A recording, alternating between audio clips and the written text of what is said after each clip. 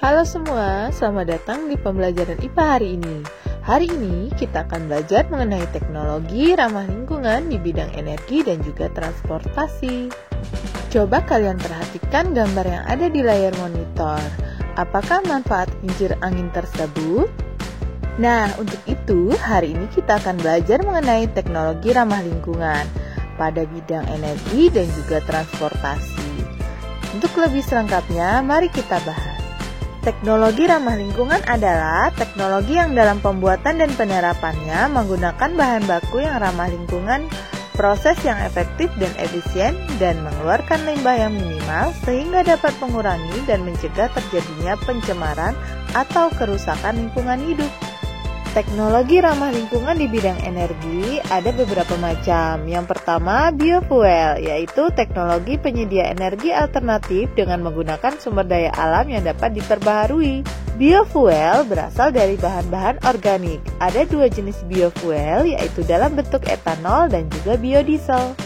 Selanjutnya ada biogas yang merupakan jenis bahan bakar alternatif yang saat ini sudah banyak digunakan sebagai bahan bakar untuk kebutuhan rumah tangga di Indonesia. Biogas diperoleh dari proses fermentasi bahan organik oleh bakteri anaerob. Selanjutnya adalah sel surya. Sel surya ini adalah energi alternatif yang didapat dari cahaya matahari. Yang G adalah pembangkit listrik tenaga air yang merupakan energi gerak dari aliran air untuk menghasilkan listrik. Berikutnya ada pembangkit listrik tenaga pasang surut air laut dan ombak. Listrik dapat pula dihasilkan dari aliran air yang berasal dari pasang surut air laut dan ombak. Bendungan dibangun melintasi bibir pantai dan muara untuk mengambil energi pada aliran air laut untuk digunakan sebagai hidropower. Yang F, pembangkit listrik tenaga angin. Tidak seperti minyak dan batu bara, angin tersebar luas dan tidak pernah habis.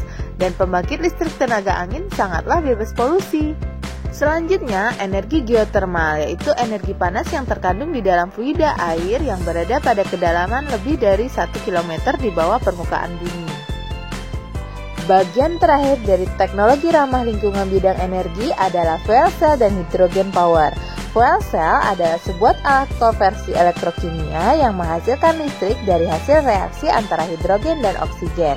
Fuel cell bekerja seperti baterai, hanya saja tidak memerlukan pengisian ulang atau recharging karena akan terus-menerus menghasilkan listrik selama bahan bakarnya tersedia.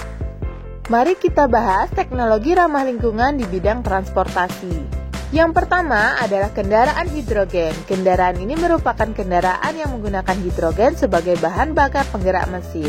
Di dalam kendaraan ini terpasang alat yang mampu mengubah energi kimia dari hidrogen menjadi energi mekanik dengan cara membakar hidrogen dalam mesin pembakaran internal atau dengan mereaksikan hidrogen dengan oksigen dalam fuel cell untuk menggerakkan motor listrik. Selanjutnya ada mobil surya. Mobil surya merupakan mobil yang energi utamanya berasal dari sinar matahari. Bus ini menggunakan sinar matahari untuk memberikan energi pada alat-alat listrik dalam bus dan energi yang digunakan sebagai penggerak pada mesin bus.